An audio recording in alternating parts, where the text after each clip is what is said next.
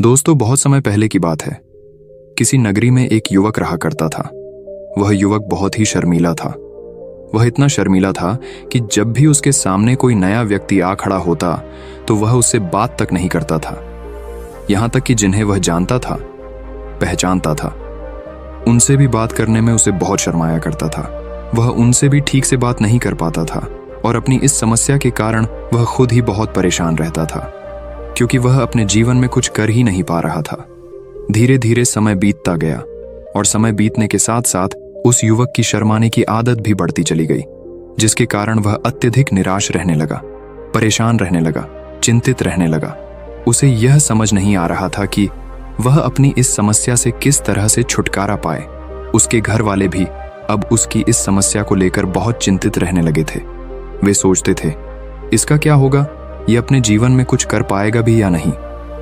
जब भी वह कहीं पर काम के लिए जाता तो लोग उसके इस सीधेपन का फायदा उठाते, उसे परेशान करते।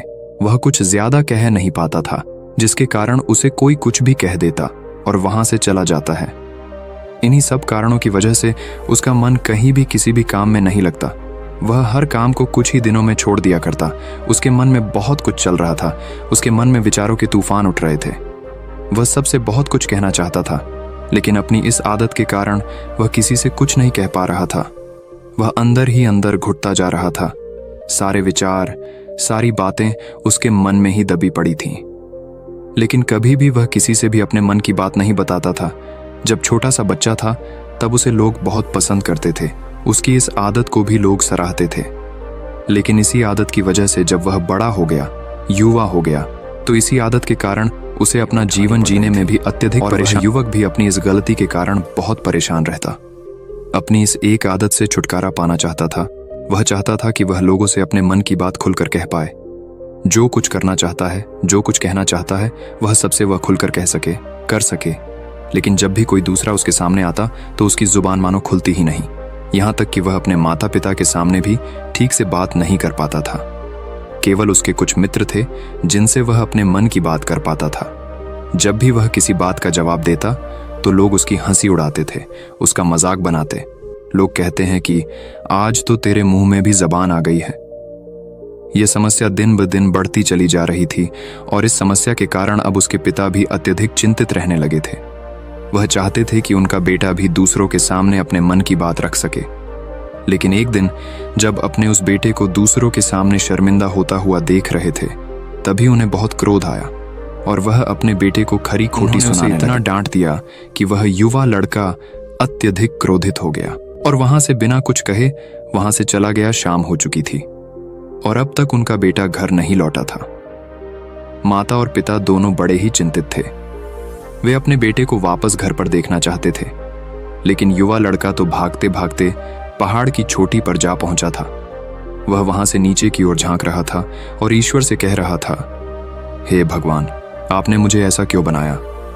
लोग मेरा मजाक उड़ाते हैं, लोग मेरी हंसी उड़ाते हैं। जब मैं इस दुनिया में अपने मन की बात रख ही नहीं सकता, मैं किसी से कुछ कह ही नहीं सकता, तो फिर मैं इस जीवन को जी कर क्या करूंगा? जब भी मैं किसी से कुछ कहने की कोशिश करता हूं तो लोग मेरा मजाक बनाते हैं, मेरी हंसी उड़ाते हैं। यहां तक कि वह मुझसे कुछ भी कहकर चले जाते हैं और मैं उनका जवाब नहीं दे पाता। ऐसा जीवन जीकर मुझे क्या मिलेगा? इसलिए मैं तेरे पास आ रहा हूं। इतना कहकर जैसे ही वह युवक कूदने की तैयारी कर रहा था कि तभी पीछे से आवाज सुनाई पड़ी, बेटा, जान देना तो बहुत आसान है, लेकिन इस जान को तुम वापस नहीं पा सकोगे।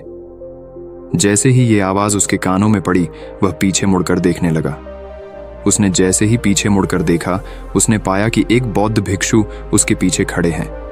उन्हें देखकर वह डर सा गया और अपने कदम पीछे खींच लिए और चुपचाप वहां पर खड़ा हो गया। अपनी आदत के कारण वह उनसे कुछ कह नहीं पा रहा था। तभी बौद्ध भिक्षु उस युवक से कहते हैं, बेटा, क्या बात है? आखिर तुम यहां पर क्या कर रहे हो और तुम अपने इस जीवन को क्यों समाप्त करना चाहते हो? ये अनमोल जीवन बहुत कम लोगों को नसीब होता है और तुम्हें यह जीवन व्यर्थ लगता है।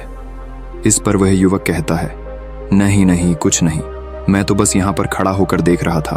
तभी बौद्ध भिक्षु उस युवक से कहते हैं, बेटा, मैं जानता हूं कि तुम यहां पर क्या करने आए थे। तुम मुझसे कुछ नहीं छुपा सकते, लेकिन मैं चाहता हूं कि तुम अपनी समस्या मुझसे खुद बताओ। तभी मैं उसका समाधान तुम्हें बता पाऊंगा। यदि तुम चाहते हो कि कोई तुम्हारी मदद करे तो उसके लिए पहले तुम्हें ही आगे बढ़ना होगा। यदि तुम चाहते हो कि मैं तुम्हारी समस्या का समाधान करूं तो तुम्हें मुझे अपनी समस्या बतानी होगी, वरना मैं कुछ नहीं कर सकूंगा। उन बौद्ध भिक्षु की यह बात सुनकर वह युवक कहता है, नहीं नहीं, मैं ठीक हूं, मैं सच कह रहा हूं। उस युवक की यह बात सुनकर बौद्ध भिक्षु उस युवक से कहते हैं, ठीक है बेटा, यदि तुम नहीं चाहते कि मैं तुम्हारी मदद करूं तो कोई बात नहीं, मैं तुम्हारी बात पर विश्वास कर लेता हूं। लेकिन तुम्हें भी मेरी एक बात पर विश्वास करना चाहिए कि मैं तुम्हारी मदद के लिए ही यहाँ पर आया हूँ। तुम चाहो तो तुम अपनी समस्या मुझे बता सकते हो और मैं तुम्हारी इस समस्या का समाधान भी अवश्य करूंगा। इसका जवाब देते हुए युवक उन बौद्ध भिक्षु से कहता है, नहीं नहीं, मैं ठीक हूं, आप जाइए।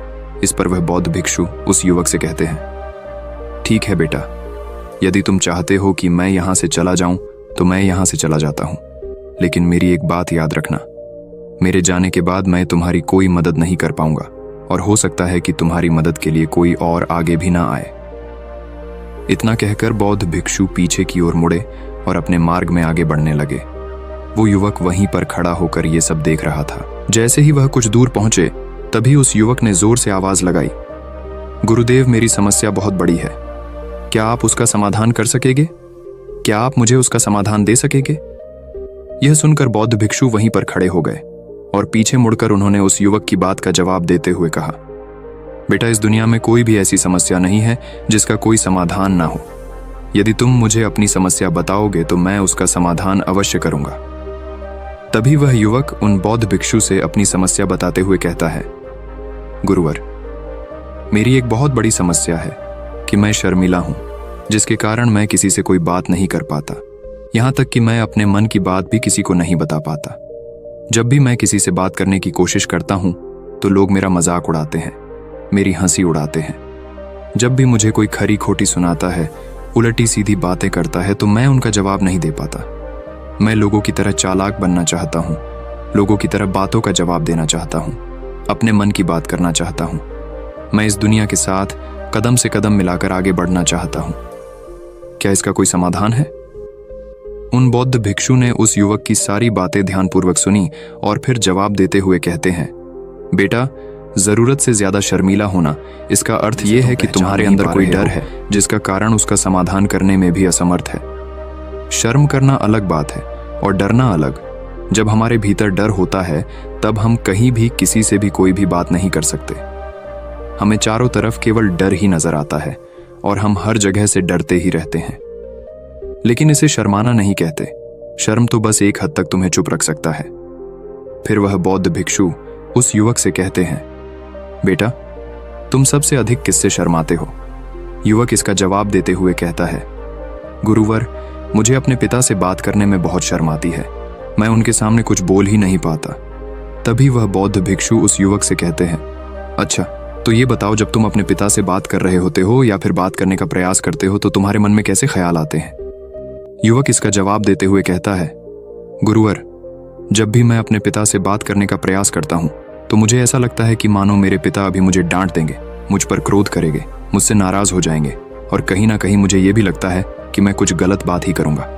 यहां तक कि मेरे मन में ऐसे भी ख्याल आते हैं कि शायद मेरे पिता मुझसे प्यार ही नहीं करते। परंतु गुरुवर, आप कहते हैं कि शर्म अलग है और डरना अलग बात है, तो क्या कोई ऐसा उपाय है जिससे मुझे डर ही ना हो? क्या कोई ऐसा रास्ता है जिससे मेरे अंदर का यह डर पूरी तरह से समाप्त हो जाए? कृपा करके मुझे इस समस्या का समाधान बताइए। मुझे अपने इस डर से बाहर निकलना है। मुझे लोगों की तरह अपने इस जीवन को खुलकर जीना है। उस युवक की यह सारी बातें सुनकर बौद्ध भिक्षु उस युवक से कहते हैं, जाओ और अपने पिता से कहो कि मुझे कुछ काम करना है और उसके लिए मुझे आपसे कुछ धन चाहिए। यदि तुम उनसे धन मांगने में कामयाब हो गए तो मैं तुम्हें तुम्हारी समस्या का समाधान अवश्य बताऊंगा। वह युवक काफी घबरा गया। उसने उन गुरुवर से कहा, हे गुरुवर, मुझे यह कार्य न दीजिए। मैं उनसे कुछ नहीं कह पाता। उनके सामने तो मेरी बोलती तक बंद हो जाती है। मैं उनसे धन भला कैसे मांगूंगा? ये बात सुनकर बौद्ध भिक्षु उस युवक से कहते हैं, तब तो तुम्हारी समस्या का कोई भी समाधान नहीं है और ना ही तुम कभी भी अपने जीवन को खुलकर जी पाओगे।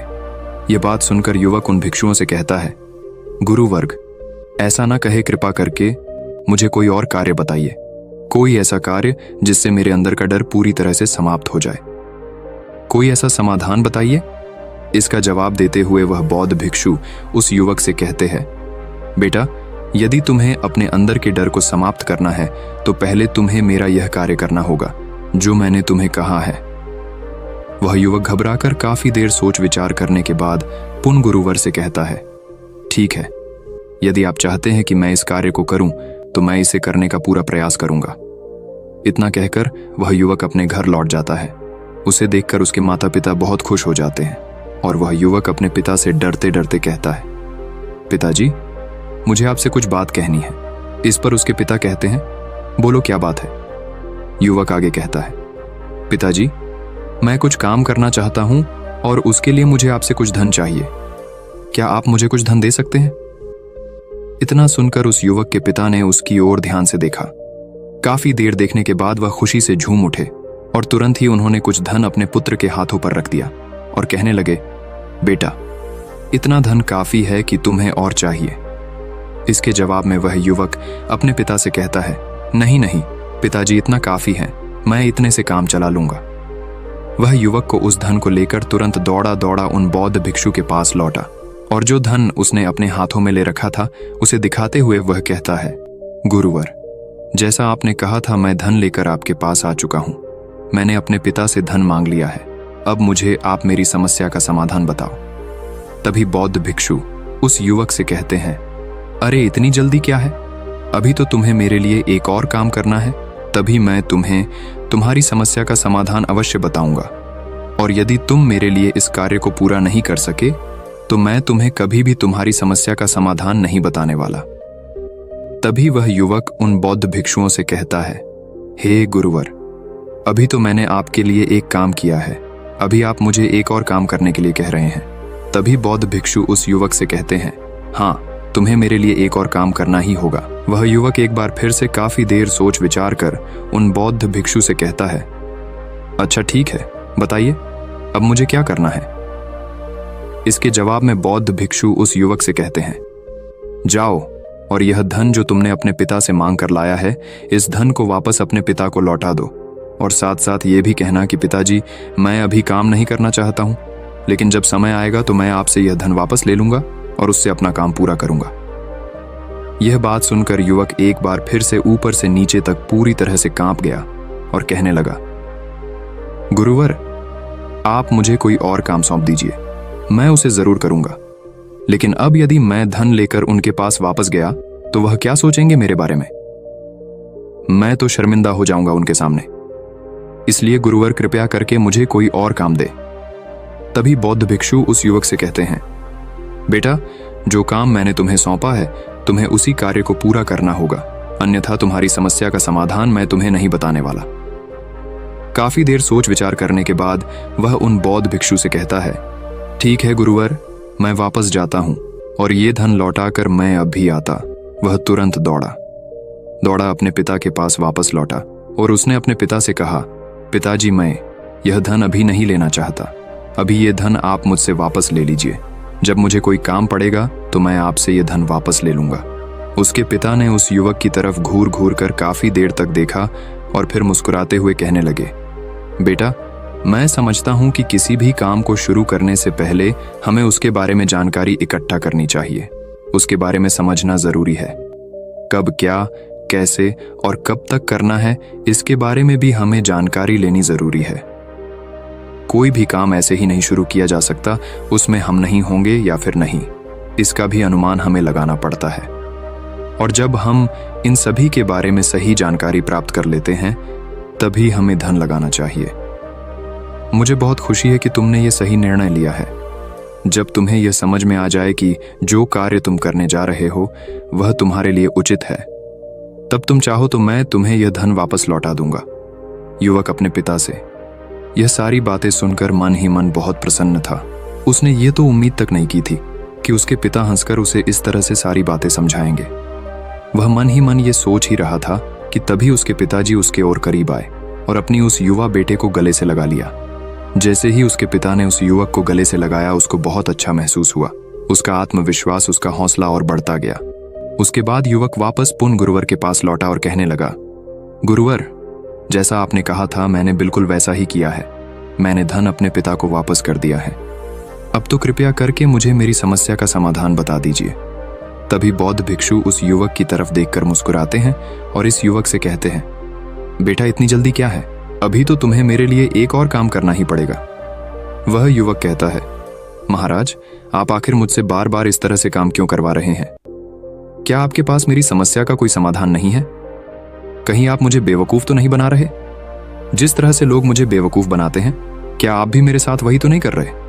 आपने कहा जाओ अपने पिता से पैसे मांग कर लाओ, मैंने पैसे मांग कर लाए आपने, फिर कहा जाओ ये पैसे अपने पिता को लौटा कर आओ किया, और अब आप कह रहे हैं कि मैं आपके लिए एक और काम करूं? नहीं, ये मुझसे नहीं होगा। तभी बौद्ध भिक्षु उस युवक की तरफ देखकर मुस्कुराते हैं और कहते हैं, बेटा बस ये आखिरी काम है और यह बहुत सरल भी है। तुम जैसे ही इस कार्य को पूरा करोगे, मैं तुम्हें वचन देता हूं कि मैं तुम्हारी समस्या का समाधान तुम्हें अवश्य बताऊंगा। इस पर वह युवक फिर से एक बार सोच विचार करता है और उन बौद्ध भिक्षु से कहता है, ठीक है, लेकिन ये आखिरी काम जो मैं आपके लिए करूंगा, बताइए मुझे क्या करना है। तभी बौद्ध भिक्षु एक मूर्ति निकालकर उस युवक के हाथ में थमा देते हैं। वह मूर्ति देखने में बहुत ही साधारण सी थी, लेकिन वह बौद्ध भिक्षु उस युवक से कहते हैं, बेटा तुम्हें इसे बाजार में ले जाना है, इसे बेचना है और इसके बदले में तुम्हें 100 सोने के सिक्के लेकर आने हैं। जब तुम यह करने में सफल हो जाओगे, तभी मैं तुम्हें तुम्हारी समस्या का समाधान तुम्हें बता पाऊंगा। वह युवक उस मूर्ति को अपने हाथ में लेकर बड़े ही गौर से देखता है और उन बौद्ध भिक्षुओं से कहता है, हे गुरुवर, ये तो बड़ी ही साधारण सी मूर्ति लग रही, इसके लिए भला 100 सोने के सिक्के मुझे कौन देगा? कहीं आपका माथा फिर तो नहीं गया है? इसके 1 या 2 सोने के सिक्के मिल जाए वही बहुत है, लेकिन इसके लिए 100 सोने के सिक्के कोई नहीं देगा। तभी बौद्ध भिक्षु उस युवक से कहते हैं, बेटा मैंने जो तुम्हें काम सौंपा है, यदि तुम उसे पूरा करोगे तभी तुम्हें तुम्हारी समस्या का समाधान मिल पाएगा, अन्यथा तुम चाहो तो अपने घर लौट सकते हो, फिर से वही अपने पुराने जीवन में जहां लोग तुम्हारा मजाक बनाते हैं, लोग तुम्हें डराते हैं, सताते। मैं तुम्हें यहाँ अपने डर को निकालने में तुम्हारी मदद कर रहा हूँ। तुम मेरे यहाँ काम करके अपने डर को धीरे धीरे भगा पाओगे। मेरे इस काम को पूरा कर दो, तुम्हें सब समझ आ जाएगा। वह युवक उन बौद्ध भिक्षुओं की बात सुनकर मन ही मन ये विचार करता है कि मुझे तो मेरी समस्या का समाधान किसी भी हालत में चाहिए, जिस कारण वह उस मूर्ति को उठाकर बाजार की ओर चल पड़ता है। बाजार पहुंचकर वो एक जगह चुपचाप उस मूर्ति को लेकर खड़ा हो जाता है और इंतजार करने लगता है कि कोई आएगा और उसे उस मूर्ति के बारे में पूछेगा, और तब वह उस मूर्ति के लिए 100 सोने के सिक्के की मांग करेगा। देखते ही देखते काफी समय बीत गया, लेकिन अभी तक उसके पास कोई भी व्यक्ति नहीं आया था। उसने आसपास देखा तो लोग चिल्ला चिल्ला कर अपने सामानों को बेच रहे थे, जोर जोर से आवाज लगा रहे थे। उसने भी सोचा, यदि मुझे अपनी इस मूर्ति को बेचना है तो मुझे भी जोर जोर से आवाज लगानी होगी। उस युवक ने चिल्लाना शुरू किया, लेकिन वह इतनी जोर से नहीं चिल्ला रहा था, उसकी आवाज उसे खुद तक सुनाई नहीं पड़ रही थी। तो भला उसकी आवाज को दूसरे कैसे सुनते, जिस कारण उसे कोई भी व्यक्ति खरीदने के लिए तैयार नहीं था। धीरे धीरे शाम का समय हो चुका था और उस व्यक्ति को यह डर था कि कहीं वह बौद्ध भिक्षु वहां से कहीं चला ना जाए, अन्यथा उसे उसकी समस्या का समाधान कौन देगा। ये सोचकर उसने जोर जोर से आवाज लगानी शुरू की कि 100 सोने के सिक्के में यह मूर्ति ले लो। उसकी आवाज सुनकर लोग उसके पास आने लगे और उससे यह सवाल करने लगे, इस मूर्ति में ऐसा क्या है जो तुम इसके लिए 100 सोने के सिक्कों की मांग रहे हो? इसके अंदर ऐसा कुछ तो खास होगा ही। युवक काफी देर सोच विचार कर उस युवक से कहता है, नहीं नहीं, मुझे कुछ नहीं पता, मैं तो बस ये मूर्ति यहां पर बेचने आया हूं। तभी उसमें से एक युवक उस युवक से कहता है, अगर ऐसी बात है तो इस मूर्ति को कोई नहीं खरीदने वाला। आखिर इस मूर्ति में ऐसा क्या खास है जिसके लिए तुम सोने के सिक्के की मांग कर रहे हो? ये तो तुम्हें बताना ही पड़ेगा। धीरे धीरे कई लोग उसके पास आए और सभी ने बस एक ही सवाल किया, आखिर इस मूर्ति में ऐसा क्या खास है, ऐसी क्या बात है जिसके लिए तुम सोने के सिक्के की मांग कर रहे?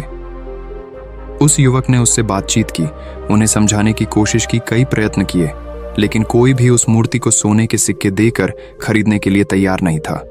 वह निराश हो गया, उसे कुछ समझ नहीं आ रहा था कि वह क्या करे।